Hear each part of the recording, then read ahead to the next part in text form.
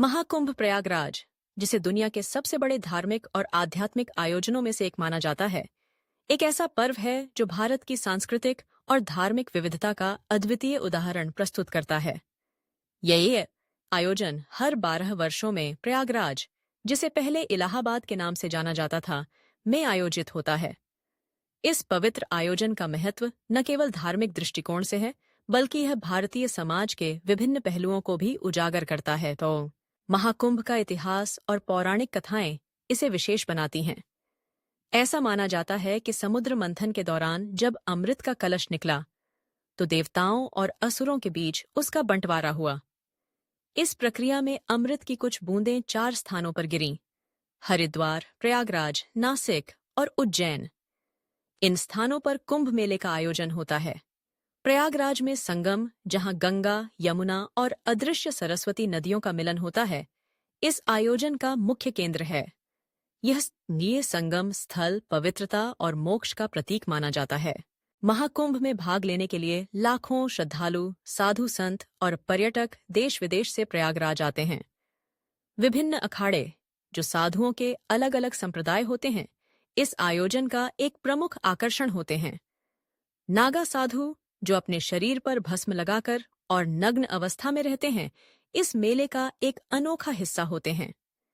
इन साधुओं का दर्शन करना श्रद्धालुओं के लिए एक विशेष अनुभव होता है। इसके अलावा विभिन्न धार्मिक प्रवचन, भजन, कीर्तन और सांस्कृतिक कार्यक्रम इस मेले की शोभा बढ़ाते हैं। महाकुंभ के दौरान मुख्य आकर्षण शाही स्नान होता है। यह स्नान विशेष तिथियों पर होता है और इसे अत्यंत शुभ माना जाता है। ऐसा कहा जाता है कि इन तिथियों पर संगम में स्नान करने से व्यक्ति के पापों का नाश होता है और उसे मोक्ष की प्राप्ति होती है।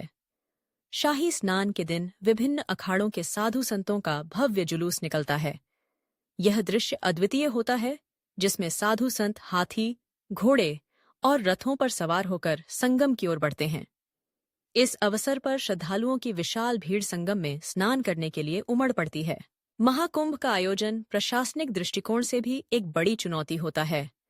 लाखों लोगों की भीड़ को सुव्यवस्थित रूप से संभालना, उनकी सुरक्षा सुनिश्चित करना और उनके लिए आवश्यक सुविधाओं का प्रबंध करना एक कठिन कार्य होता है। इसके लिए प्रशासन की ओर से विशेष इंतजाम किए जाते हैं। अस्थायी टेंट सिटी का निर्माण, स्वच्छता और स्वास्थ्य सेवाएं, यातायात व्यवस्था और सुरक्षा के पुख्ता इंतजाम इस आयोजन की सफलता में महत्वपूर्ण भूमिका निभाते हैं। महाकुंभ का आर्थिक प्रभाव भी उल्लेखनीय होता है। इस आयोजन के दौरान स्थानीय व्यापारियों और व्यवसायों को काफी लाभ होता है।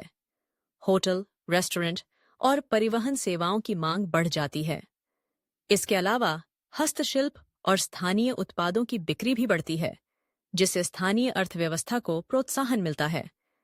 इस आयोजन के माध्यम से प्रयागराज और आसपास के क्षेत्रों की सांस्कृतिक धरोहर और पर्यटन को भी बढ़ावा मिलता है। महाकुंभ का सामाजिक और सांस्कृतिक महत्व भी अत्यधिक है। यह आयोजन विभिन्न संस्कृतियों और परंपराओं के संगम का प्रतीक है। यहाँ विभिन्न राज्यों और देशों से आए लोग एक साथ मिलते हैं, जिससे सांस्कृतिक आदान प्रदान होता है। यह आयोजन विभिन्न जातियों, धर्मों और भाषाओं के लोगों को एक मंच पर लाता है, जिससे सामाजिक समरसता और भाईचारे की भावना को बल मिलता है। महाकुंभ का धार्मिक महत्व तो सर्वविदित है, लेकिन इसका आध्यात्मिक पहलू भी अत्यंत महत्वपूर्ण है। यह आयोजन आत्मचिंतन और आत्मशुद्धि का अवसर प्रदान करता है। यहाँ आने वाले लोग धार्मिक अनुष्ठानों में भाग लेते हैं, संतों के प्रवचन सुनते हैं और अपने जीवन के आध्यात्मिक उद्देश्यों पर विचार करते हैं। यह आयोजन लोगों को अपने जीवन के मूल्यों और उद्देश्यों पर पुनर्विचार करने का अवसर देता है। महाकुंभ प्रयागराज का आयोजन एक अद्वितीय अनुभव है, जो न केवल धार्मिक और आध्यात्मिक दृष्टिकोण से महत्वपूर्ण है, बल्कि यह भारतीय समाज की विविधता और एकता का प्रतीक भी है। यह आयोजन हमें हमारे सांस्कृतिक और धार्मिक धरोहर की याद दिलाता है और हमें अपने जीवन में आध्यात्मिकता और मानवता के महत्व को समझने का अवसर प्रदान करता है। महाकुंभ का यह पर्व हमें यह सिखाता है कि भले ही हम विभिन्न धर्मों और संस्कृतियों से आते हों, लेकिन हमारी आत्मा की प्यास एक ही है: शांति, मोक्ष और आत्मज्ञान की प्राप्ति।